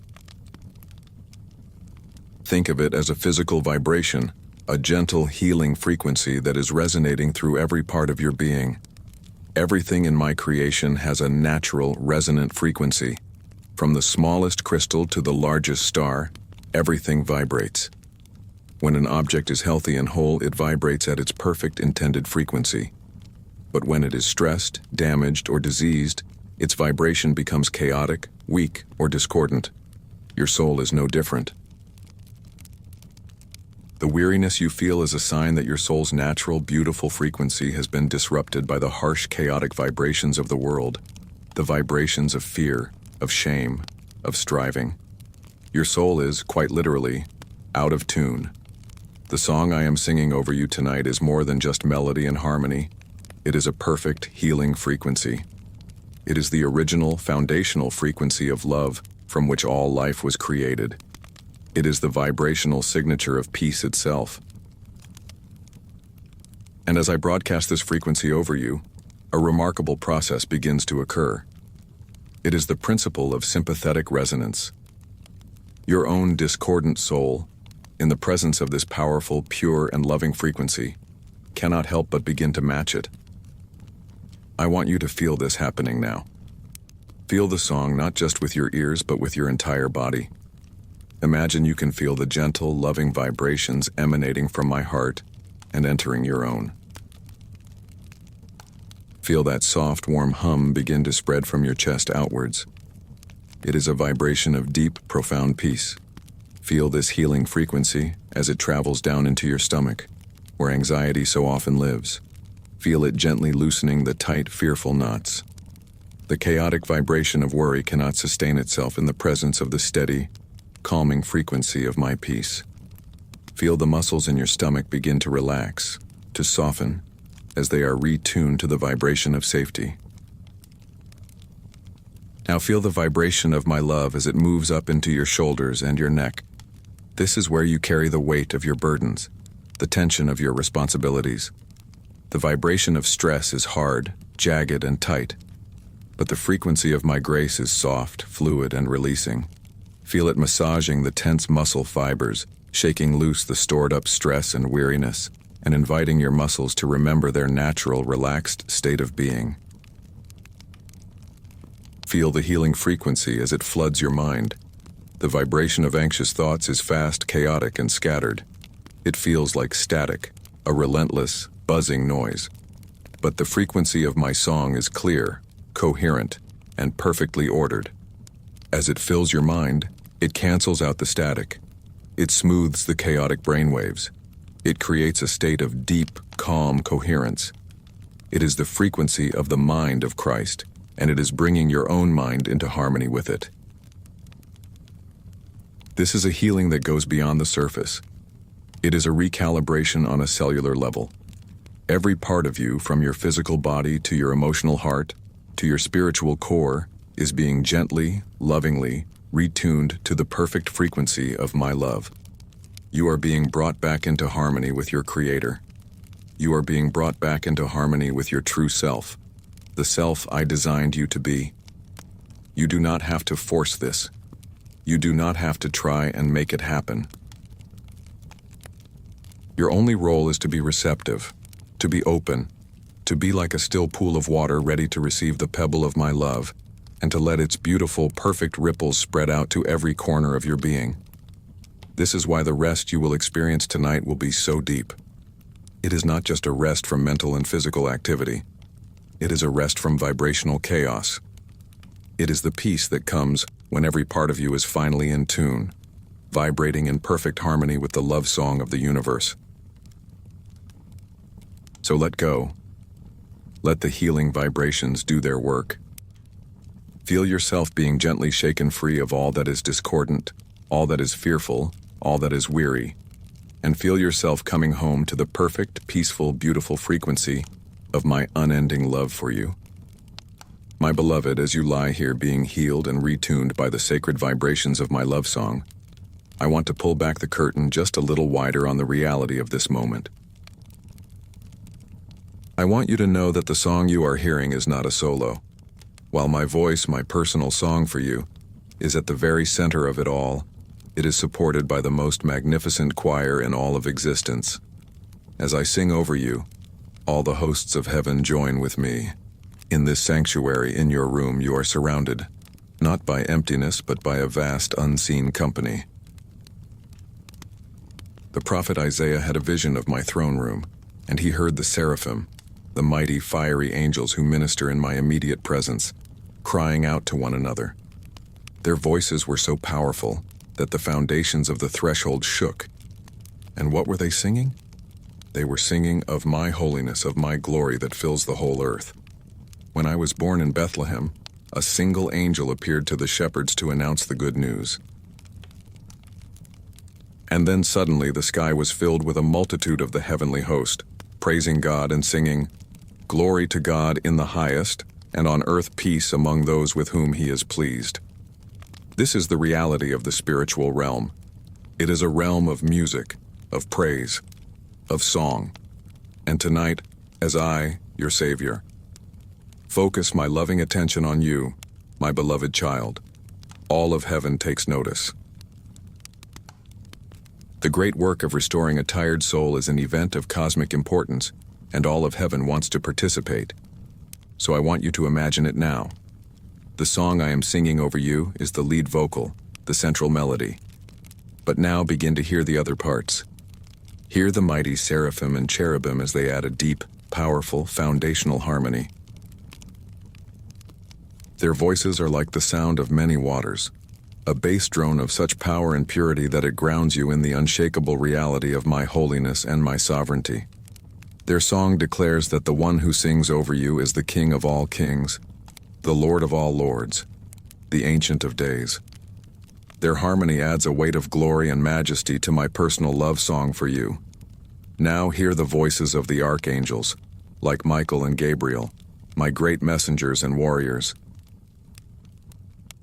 Their voices are like the sound of a silver trumpet, clear, strong, and triumphant. They are singing a counter-melody of victory and protection. Their song declares that you are safe, that the battle has been won, that the enemy has been defeated. They are singing the victory of the cross over you, a triumphant anthem that drives away any lingering fear or shadow.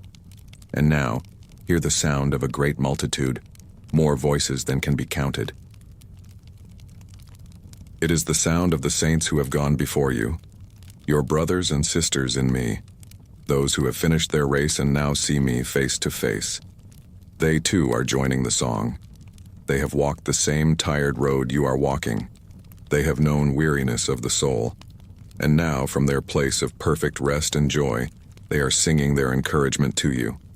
Their voices are full of compassion, of understanding, and of triumphant testimony. Their song says, "Keep going.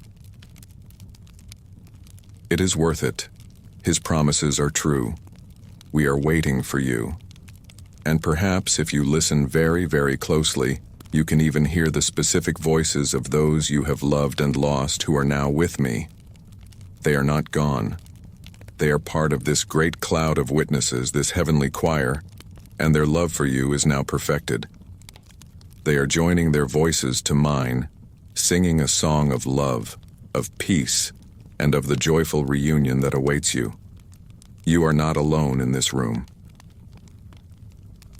You are resting in the center of a celestial concert hall. You are surrounded by a choir whose music is so beautiful, so powerful, and so full of love that it can heal any wound and quiet any fear. You are the audience of one for the symphony of all creation. Let this truth be a blanket of immense comfort and honor to you. Your rest is a matter of heavenly concern. Your peace is the subject of their song. You are so deeply, deeply loved, not just by me, but by all who belong to me.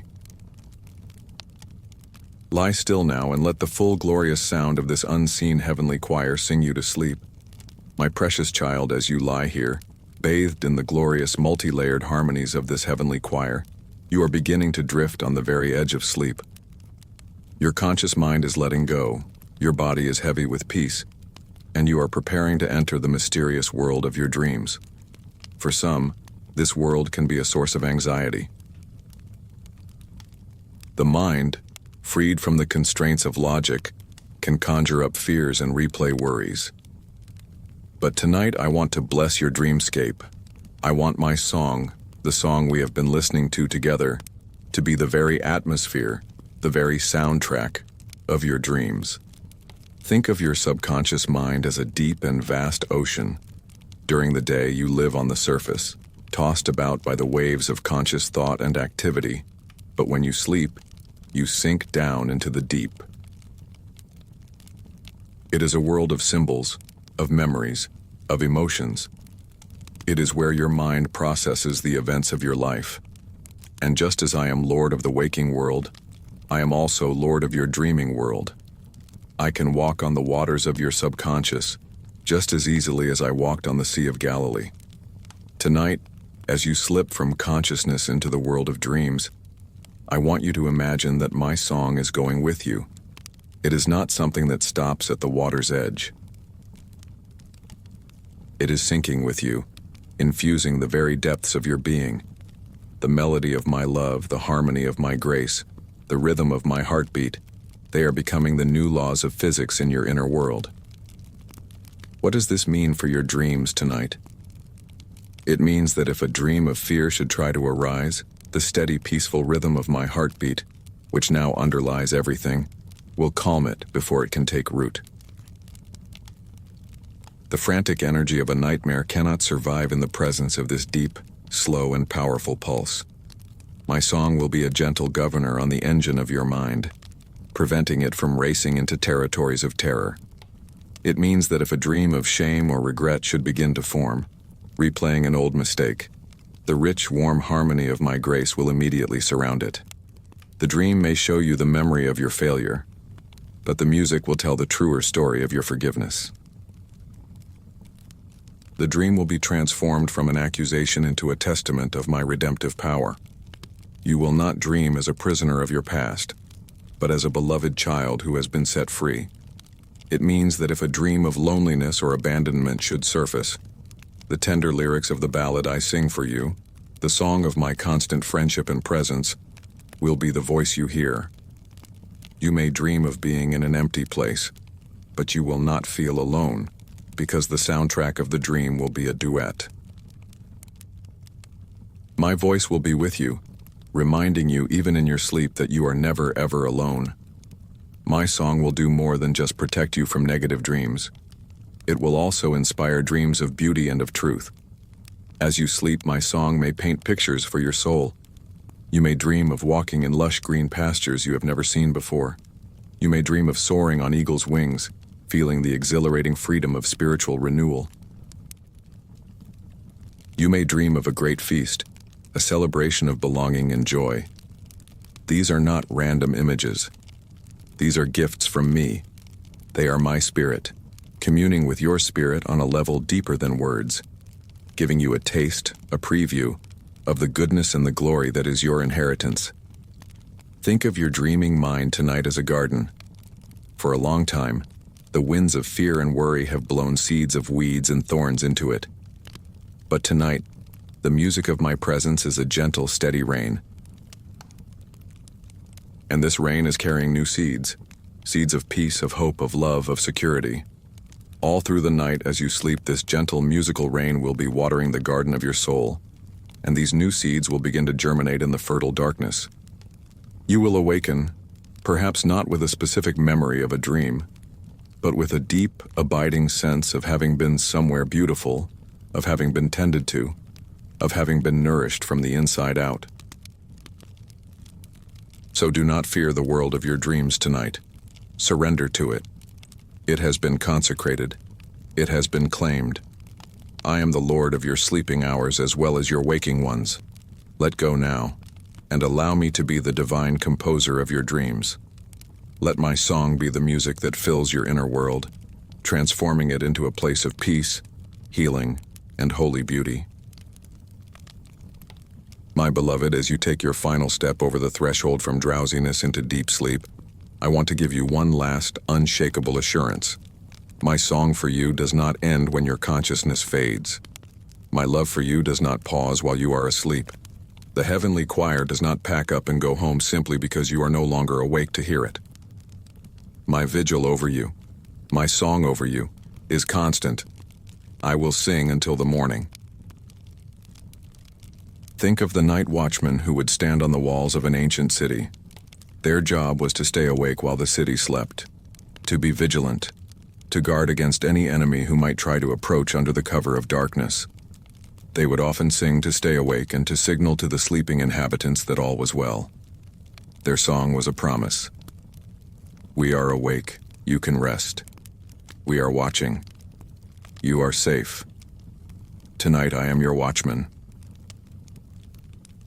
I am standing on the walls of your life, and my eyes are scanning the horizon of the spiritual realm on your behalf. And the song I sing is your perfect guarantee of safety. I will not grow weary. The scriptures promise that the one who watches over you will neither slumber nor sleep. My strength is infinite. My attention is undivided. My focus, all through the long, quiet hours of the night, is completely and lovingly upon you. You can release that last, tiny subconscious part of you that feels it must remain on guard. You can surrender it all, because I have taken the watch. As the night deepens, my song will continue its work. While your body is repairing itself, the healing vibrations of my music will be supporting that process, encouraging a deeper, more restorative physical rest. While your mind is processing the day's events, the gentle melody of my piece will be helping to sort the thoughts, to release the anxieties, and to file the memories in their proper, healed places. While your soul is at its most vulnerable, my song will be a fortress of light around it, a shield of music that no darkness can penetrate, and I will sing until the morning. I will sing through the deepest hour of the night, the hour before the dawn, which can sometimes feel the darkest. My song will be a steady flame that does not flicker, and when the first faint gray light begins to touch the edge of the sky, my song will be there to greet it. When you begin to stir, when your consciousness slowly begins to return to you, the very first thing you will perceive before you even open your eyes will be the faint, beautiful echo of this song. You will awaken into the music. You will emerge from sleep, not into a harsh, silent world, but into an atmosphere that is already saturated with my love, my peace, and my presence. The weariness you brought to me tonight will have been washed away by the river of my song.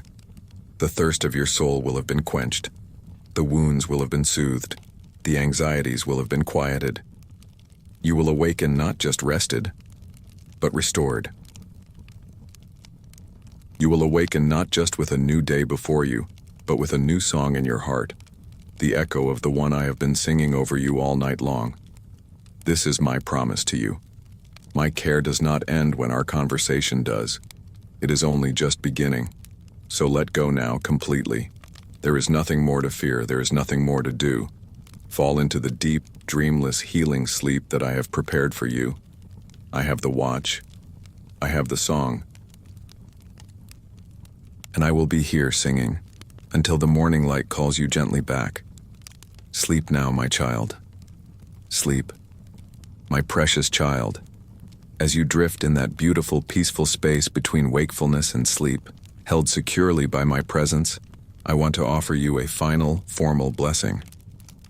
My song itself is a blessing, but I want to speak these words over you now to seal the work that has been done in your soul tonight.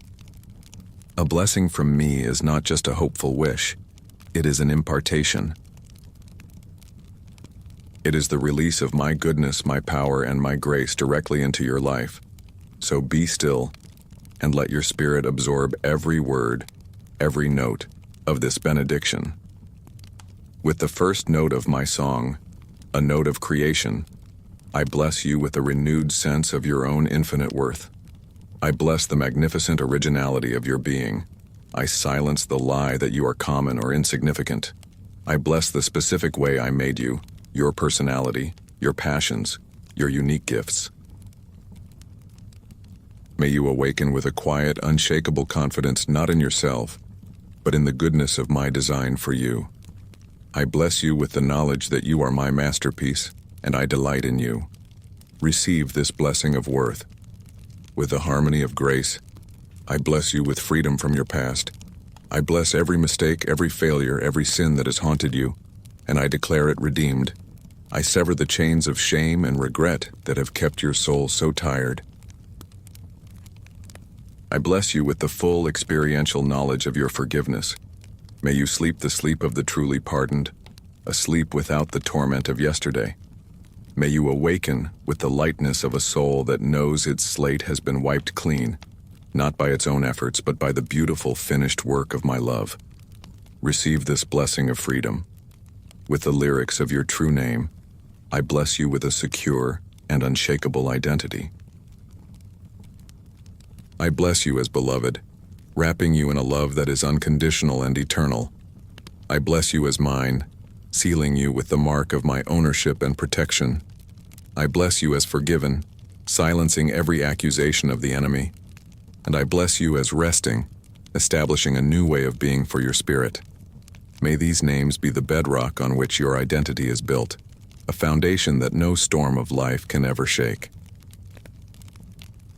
May you awaken knowing in the core of your being exactly who you are and to whom you belong. Receive this blessing of identity. With the melody of my lullaby, I bless you with peace that surpasses all understanding. I speak a holy calm over your nervous system, over your racing heart, over your anxious mind. I bless the pathways of your brain, commanding them to be still. I release you from the tyranny of what if and anchor you in the profound reality of I am. May this peace stand as a mighty guardian around your heart and your mind, protecting you from all fear and turmoil as you sleep.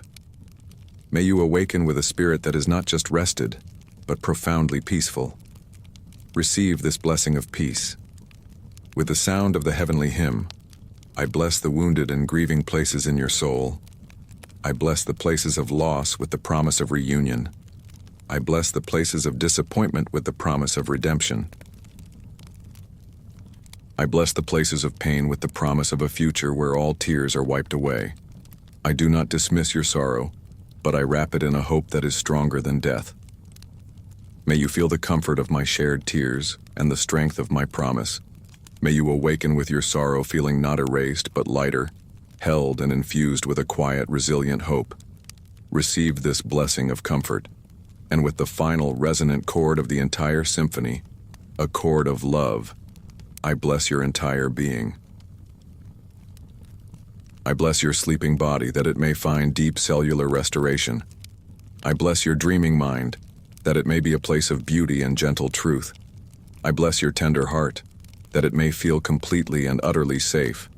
And I bless your weary soul, that it may be fully and completely refreshed, renewed, and restored by the power of my presence. This blessing is now upon you. It is a shield around you, a light within you, and a song over you. It is my gift to you, my beloved. Carry it with you into the land of sleep. You are blessed. And so, my child, my beloved, we have arrived. We have reached the end of this journey for tonight. There is nothing left to say, nothing left to do. The burdens have been laid down. The lies have been silenced. The wounds have been soothed. Your soul has been quieted, restored, and blessed. The great symphony of my love has played, and its final beautiful chord is now hanging in the air, shimmering with peace and with promise. All that is left is for you to give in, to let go, to surrender to the gentle, irresistible pull of a deep and holy sleep. You came here tonight because your soul was tired, and I have met you in that weariness. But now, I am changing your name one last time for tonight. You are no longer the tired one. You are now the one who is at rest. It is time to live into your new name. I want you to picture yourself as a small child, a toddler, who has been brought to a great concert. At first you were restless and fussy, but as the music began you grew quiet. You were captivated by the beauty of the sound. You leaned your heavy head against your father's chest, listening to the melodies and the steady rhythm of his heart. The music was so beautiful, so calming that your eyelids grew heavy. You fought it for a moment, wanting to hear the whole song, but the safety and the comfort were too much to resist. And finally you surrendered, falling fast asleep in your father's arms, even as the glorious music continued to play all around you. This is you, right now. You have listened. You have been comforted. And now it is time to sleep, right here in my arms, while the music of my love continues to play over you. Do not be afraid of letting go. It is the final act of trust. It is you saying to me, I trust you to hold me while I am unconscious. I trust you to guard my heart, my mind, and my spirit. I trust you to carry me through the night and bring me safely to the morning, and my heart rejoices in your trust. So let go of the last thread of your awareness. Let it snap and feel yourself falling. But you are not falling into a dark and empty void. You are falling backward into an ocean of love.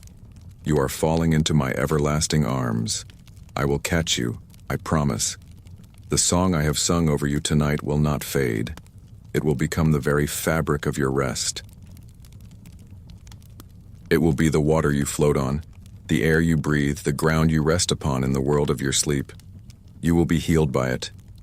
You will be renewed by it. You will be transformed by it. So sleep now, my child. Sleep to the music of my love. Sleep in the certainty of your new name. Sleep in the safety of my arms. Sleep with the knowledge that your soul is no longer tired, but is being actively, lovingly, and musically restored. The night is a gift. It is my sacred workshop where I repair and renew my beloved children. Allow me to do this work in you now. Sleep, my beloved. Sleep now. Sleep.